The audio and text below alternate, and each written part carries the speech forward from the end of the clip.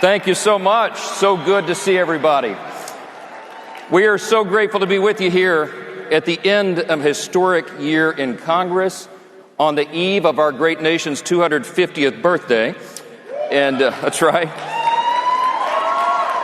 And in the midst of this epic and fateful battle that truly will determine the future of our great republic, Charlie Kirk understood that better than anyone. And as you've heard here over the last few days, we're no longer in a battle, no longer in a contrast just between Republicans and Democrats. We're in a contrast between two completely different, diametrically opposed worldviews. Charlie stood for that. I knew him a long time, and yes, Andy Biggs, we're going to work on that statue in the Capitol, okay?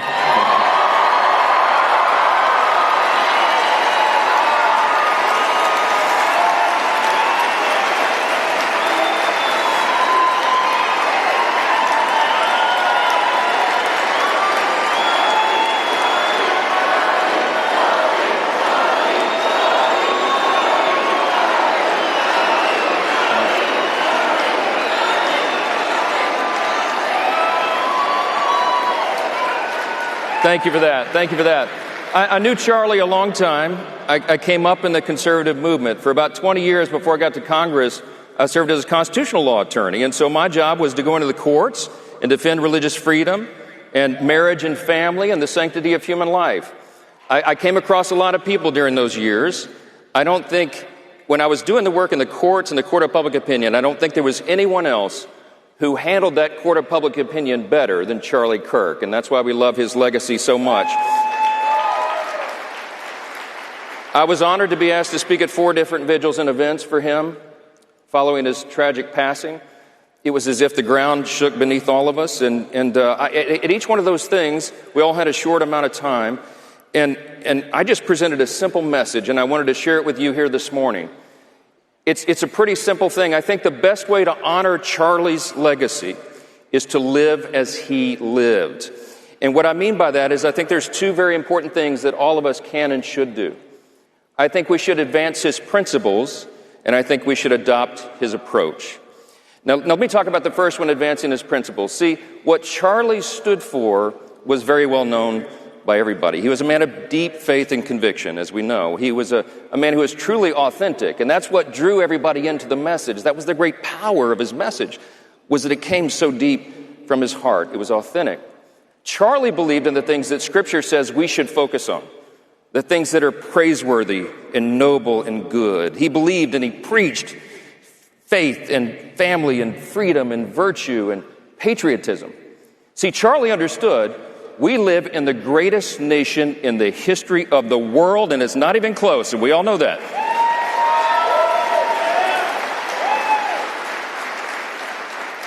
Charlie had a great talent of explaining why we live in the most successful, most benevolent, most free, most powerful nation it's ever been. It's really not even close. And he did that so well. Because, see, Charlie understood. The reason he was so passionate about that message is he knew that it is easy to take freedom away from a people if they do not understand the source of it. I love that he read Psalm 11:3, not just as a rhetorical question, but as a call to arms.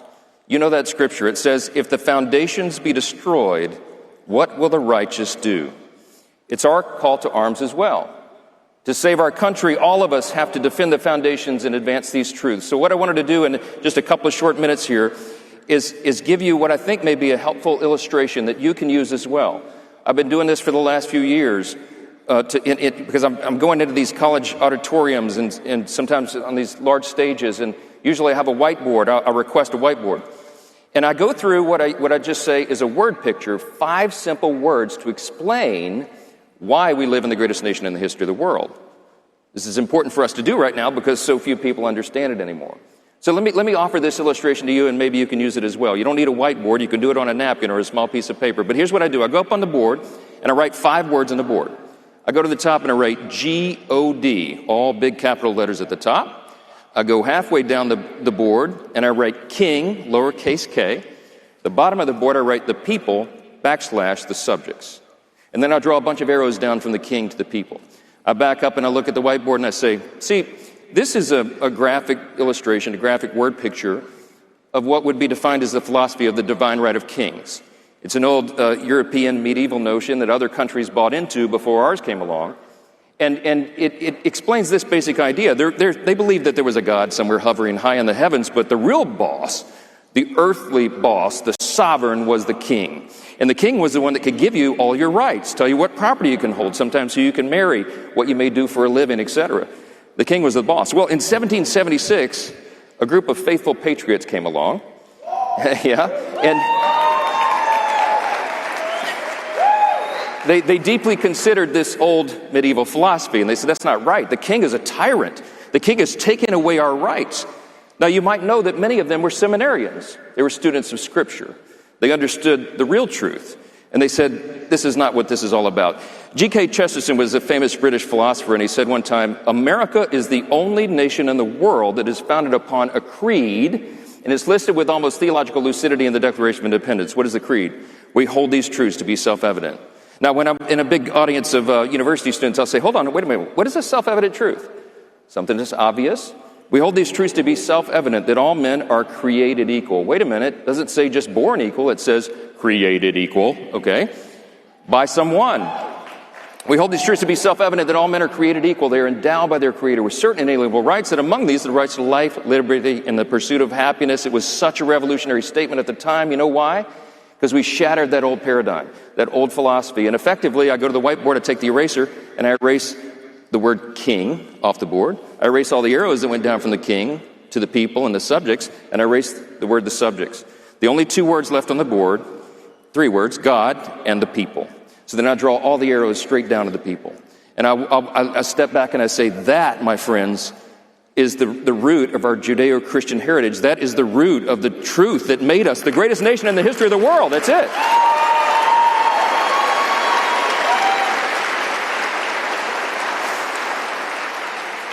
Many years after the founding, Abraham Lincoln famously summarized it in the Gettysburg Address. He said, we are dedicated to this proposition, that we are one nation under God, and that a government of the people, by the people, for the people, shall not perish from the earth. But then we have to explain the next part. Why did that make us so successful? Because of the implications of that worldview. So you understand the difference between that and what the other nations were pursuing before us. See, what Lincoln was talking about is if we're going to have a self-governing people, we have to have responsibility that goes along with that. The founders understood that you had to have a basic moral consensus to keep a constitutional republic. George Washington was the father of our country. He famously said in his farewell address, of all the dispositions and habits which lead to political prosperity, religion and morality are indispensable supports. John Adams came next. He said, our Constitution is made only for a moral and religious people. It is wholly inadequate to the government of any other. The other implication that comes from that is that because we are made by a Creator, remember the framers, the founders were students of Scripture, they understood every single person is made in the image of God. And there's big-time implications that come from that. You know what it means? Yeah. So the meaning of that is so important because it means every single person has inestimable dignity and value. And your value is not related in any way to the color of your skin or what zip code you live in or what your major is in college. Your value is inherent because it is given to you by God, and no one can take that away. No one can take that away.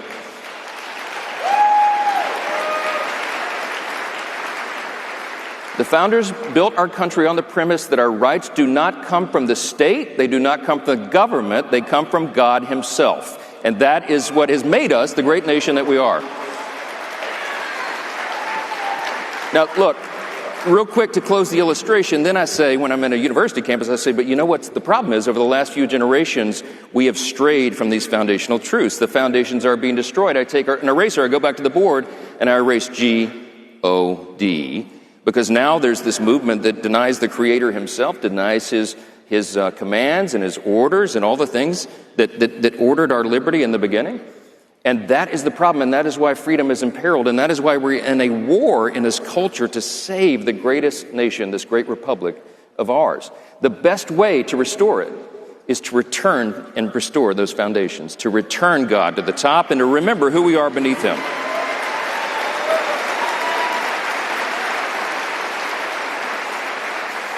Look, Charlie knew those foundational truths, and he evangelized them better than anybody I know, and now we all have to do the same. So the first principle is advance his principles, and the second one is adopt his approach. I just want to say this to state the obvious, and you all know it. I'm delighted to follow the Professor Glenn Beck here this morning. His message was spot on.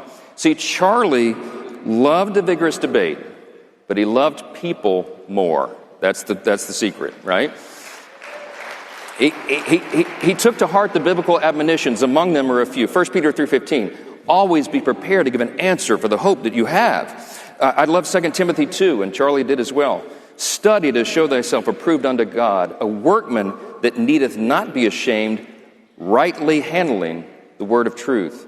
Charlie also loved 1 Corinthians 16, verse 13. Be watchful, stand firm in the faith, act like men, be strong, but let all that you do be done in love. And as radical and as powerful as it is, Jesus reminded us, you're supposed to love even your enemies. Now, that's our calling. Charlie was never motivated by hate for anyone. That's why he was such a great example. That's why his legacy lives on as it is, because he was driven by that powerful truth. After every debate, he was always the very first person to reach out a hand of friendship to someone, or offer an arm around the shoulder of someone who he felt was lost. Because in so many places, in so many cases, the person on the other side of the table actually was lost in a very real sense, not just philosophically, but spiritually. And it was about this eternal battle. Charlie, our friend Charlie, served sacrificially to pull people back from the abyss. He didn't do it just to save a country. Even more importantly, he did it to save souls. And that's what we have to remember, especially on this Sunday.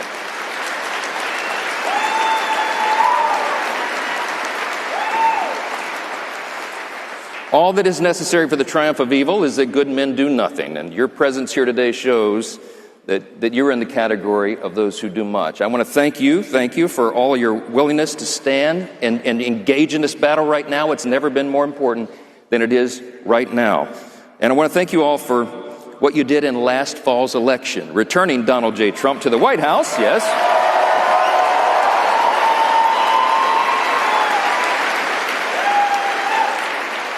And allowing us to keep the majorities in Congress, in the House and Senate. Now, let me tell you something. That's in spite of the media's desperate efforts to paint a different picture. We worked arm in arm with President Trump over the last 12 months, and we have had one of the most consequential, historic Congresses in the history of this country. Let me bring you a couple of these. Yeah.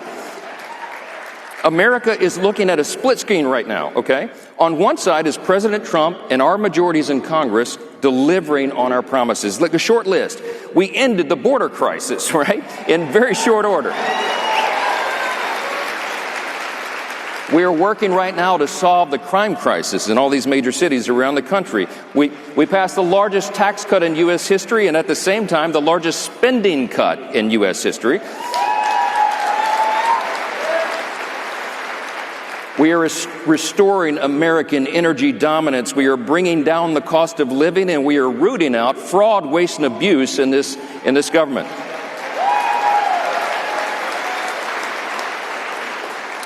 We kicked illegal aliens off of taxpayer benefits. I think you'd like that.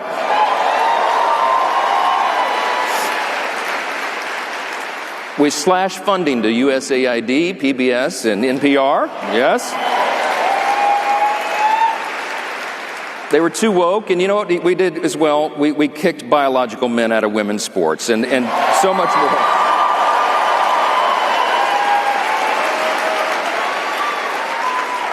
In the last 12 months, we've codified more than 70 of President Trump's nation-shaping executive orders, and that's so far. And meanwhile, he's been reforming every agency of the federal government and restoring peace through strength again. We desperately needed all of it.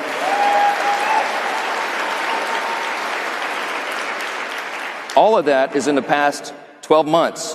We have so much more to do. And by the way, we did it with the smallest margins in U.S. history. I mean, every day. On the other side of that split screen, in quick summary, you see the radical left Marxist Democrats. And they are being overrun by the Marxists. They truly are. This is not your father's Democrat Party anymore. And they want to dismantle the very foundations of our republic and everything that we all stand for and that Charlie Kirk evangelized. Everything, as has been said here, everything is on the line in the midterms of 2026, and we have much more to do. But if we lose the House majority, the radical left, as you've already heard, is going to impeach President Trump. They're going to create absolute chaos. We cannot let that happen, and I know you won't. I know you won't.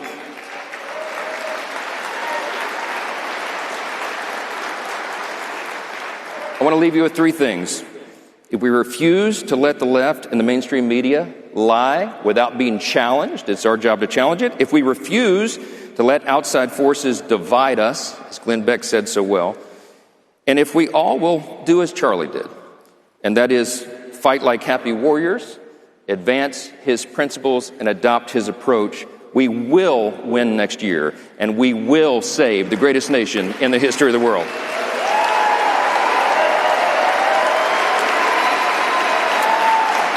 We're going to do it together.